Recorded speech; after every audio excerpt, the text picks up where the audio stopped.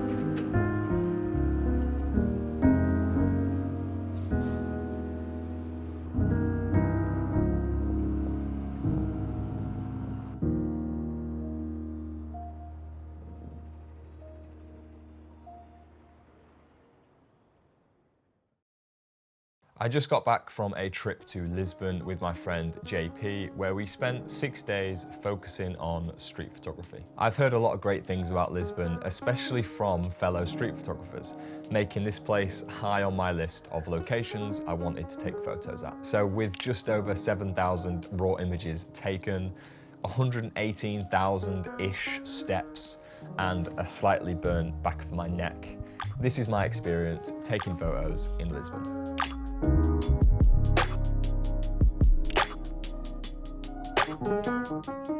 As we left our hotel on morning one and headed into town, I didn't put any pressure on myself to shoot anything specific or even decent for that matter. My eyes were just scanning anything and everything that I thought looked interesting.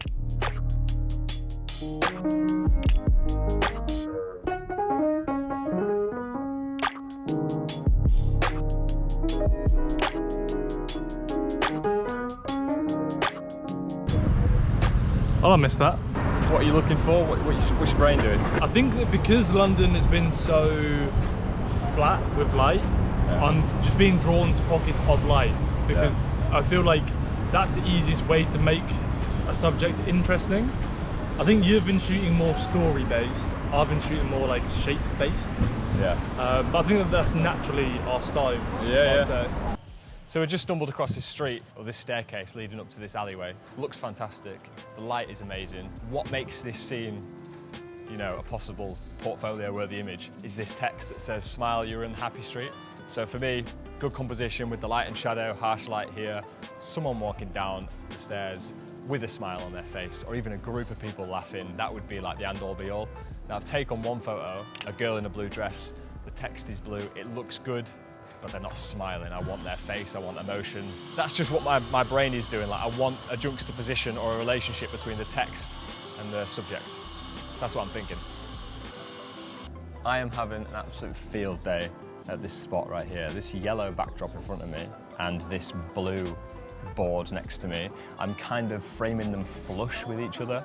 And those two colours, which are so complementary for each other, basically add to any other colour that walks in frame. So someone just walked through wearing red a minute ago, looks fantastic.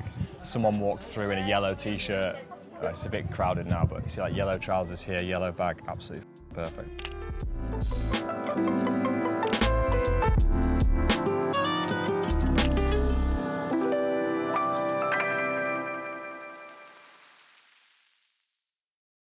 Let's talk about gear I decided to bring with me on this trip. Starting with the X100V, long-term viewers of this channel will know I simply love this camera. I couldn't leave it behind. Then the Leica Q2 is my main tool of choice, so this is what I used for 80% of the time. If I wanted to be in the zone, focused, and really try to get my best results, the Q2 just doesn't disappoint. whereas I found myself using the X100V for more chilled, everyday photography, like a morning walk to get a coffee. So today, the Q3 has been announced. People knew it was coming. There was rumors for weeks. Flip screen, 60 megapixels. That's it? Is that the only difference between that and the Q2? I'd love to get my hands on one just to use it, just for fun, but I've already had 1 or 2 DMs from people saying, do you regret buying the Q2 because the Q3 has just been announced? It makes no difference really. If you wanted to save some money anyway, then Q2 or even the Q is still a great option. So it's great that they've released the Q3. Like I said, I want to try it because it'll probably be fun, but yeah, this is not a dramatic difference. So something a little left field to my regular gear is the Canon AE1. It usually takes me 2 or 3 months to shoot 1 roll of film, so I was being bold by bringing 3 rolls with me on this trip. I thought this was a special occasion, so decided it would be cool to get some film shots in the bag as well. Then for video, I used the Canon R6 with a 16-35 for any half decent or cinematic B-roll of the city, along with a GoPro 10 for some point of view content.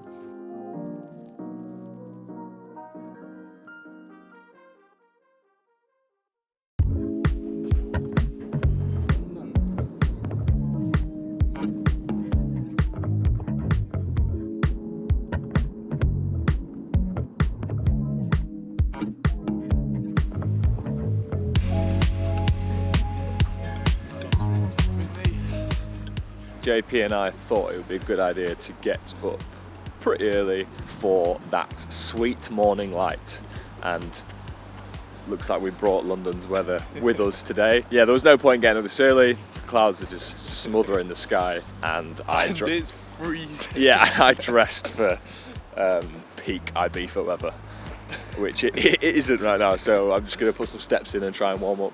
Alright, so we decided to accept our failure for this morning's session. We headed straight back to the hotel to get changed, and then found some coffee. Whoa. Mate, what shit? Okay, this is a good question.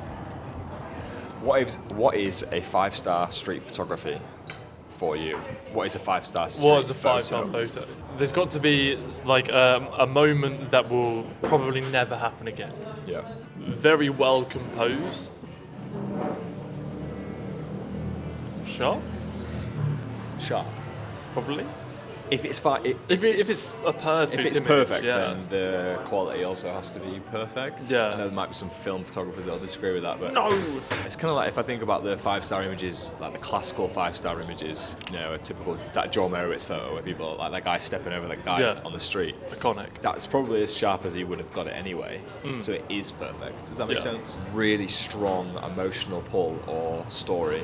So something that's like, whoa, like you've got questions. If you've got more questions than you have answers, that's a good, I like that. If I look at a photo and I need to keep looking at it to get more answers and I haven't got an answer, I'm like, okay, there's something more going on here than just a point and shoot.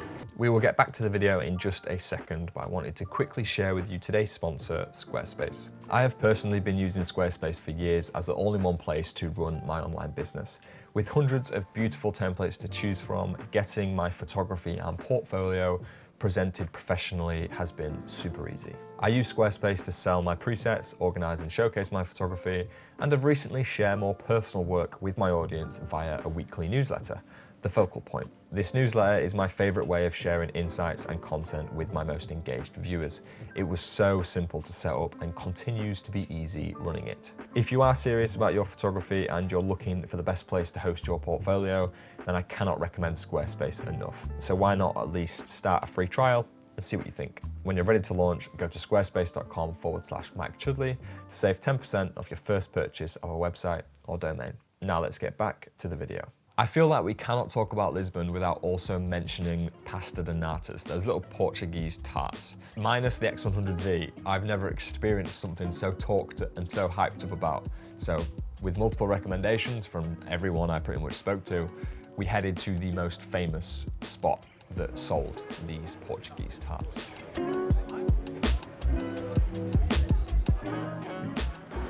Oh, it's warm, like toasty. Is it significantly better than your previous natters? So I had one yesterday at a regular coffee shop, and that was like a 8 out of 10 satisfaction. This is like a 9 out of 10 satisfaction because it's a little bit warmer and a bit more flaky. Yeah, but did you see how quick that guy was loading it?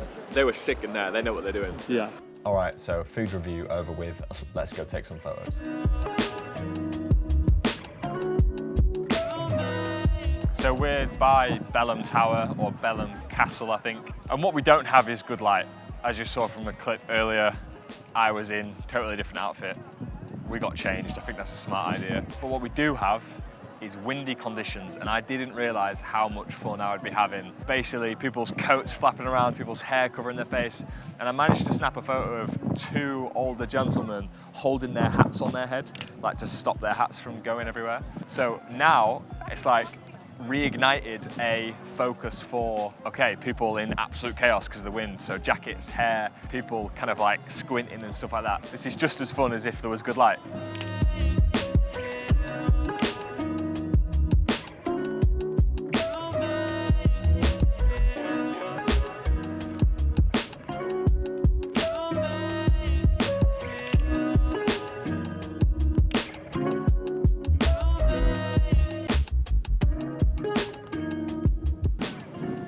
Yeah, it's well sunny in Lisbon.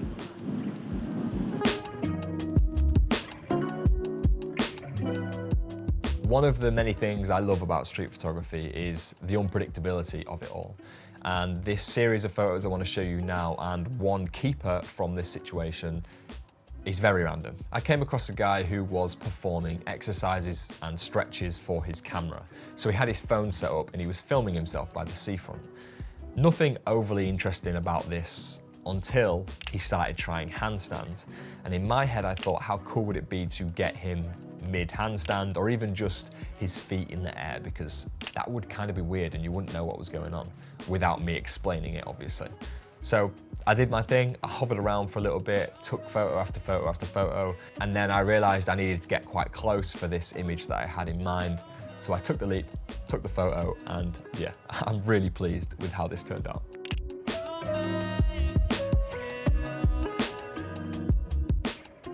So we were just bombing it around on the Bolt scooters and just exploring. I think we found a place to eat, but check out this behind me.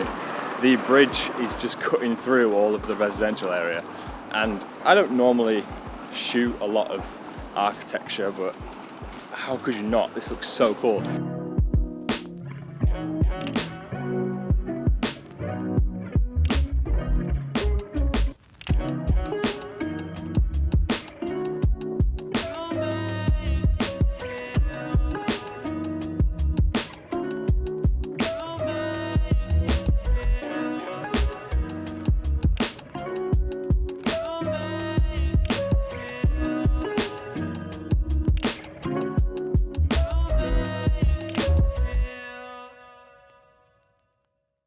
This might go without saying, but one of the best things about street photography is the exploring aspect of it. JP and I spent a lot of time electric scootering around the city, parking them up, wandering down different alleyways, finding different spots, and getting lost, really. But one of the best ways to come away with photos that you're really pleased with is via a technique of fishing. A lot of photographers watching this will know exactly what I'm saying. In London, we tend to hover around Oxford Circus or maybe the Lions at Trafalgar Square.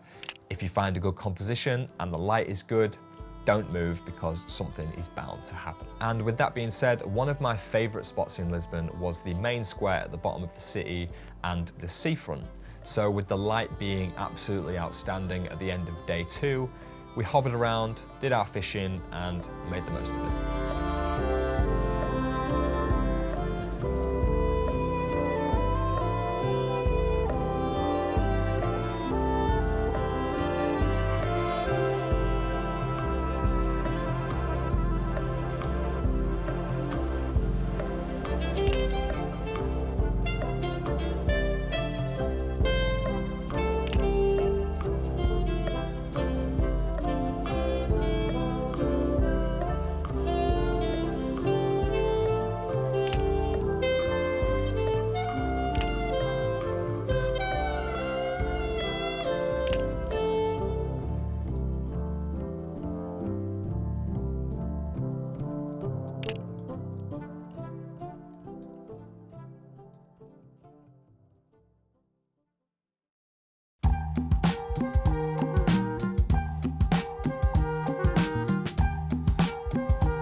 Moving on to Saturday, the main day for us and the reason we were in Lisbon to begin with. One of my all-time favourite street photographers and one of my main inspirations for my work was delivering a workshop, and that workshop was with Matt Stuart. I'll share a few photos I got from the day on screen, but as Matt actually started the day by saying, nobody will get any good photos today. This not only relieves the pressure on the group, but mainly because we spent a lot of time testing, experimenting, and importantly, listening to Matt.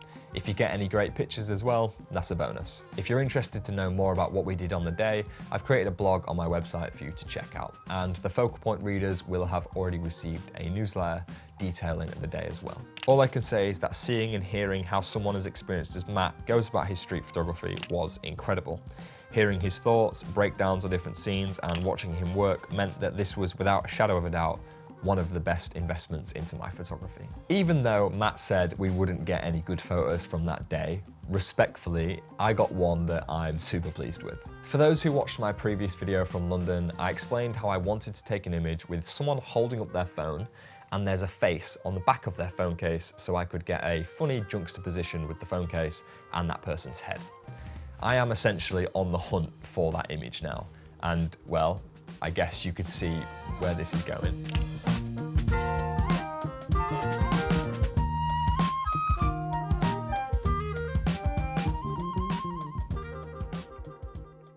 Post-workshop now, the next few days was about keeping up the momentum. JP and I were as buzzing as we were on day one to get outside, explore, and implement what we learned from Matt.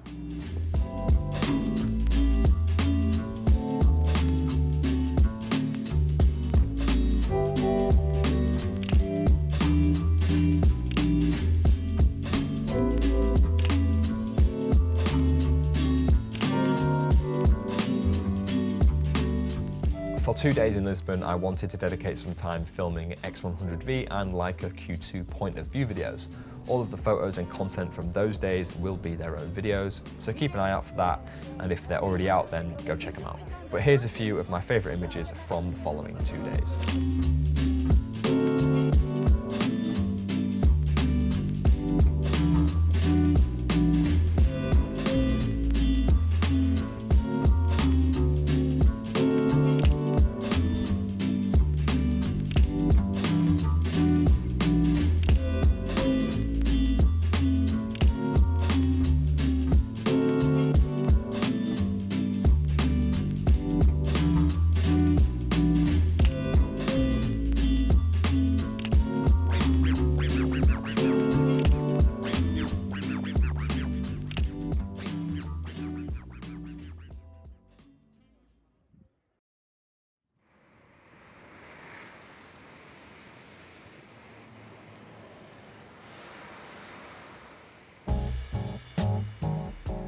On our last day in Lisbon, we decided to make the most of it and get up early to see if we could catch a sunrise, which we didn't because it was cloudy, just our luck. We then decided we should probably do something touristy, so we caught the tram 28, which was cool, but the big win here was the area it ended up taking us to.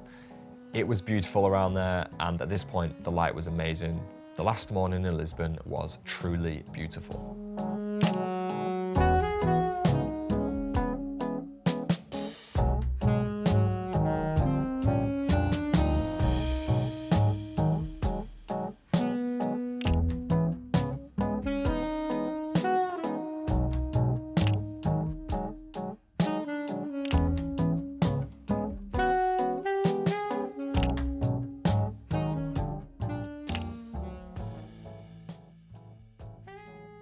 For the legends still watching me ramble on at the end of this video, I wanted to finish by showing you some 35mm film photography. I am trying to shoot more film because I'm really liking the process. I think it's really fun, but I don't share much of it because most of it is pretty bad. At least you know that going into these following photos. So with that public service announcement to one side, here are some Ektar 100 and Portra 400 moments from Lisbon. I hope you enjoyed this video, and I'll see you guys very soon.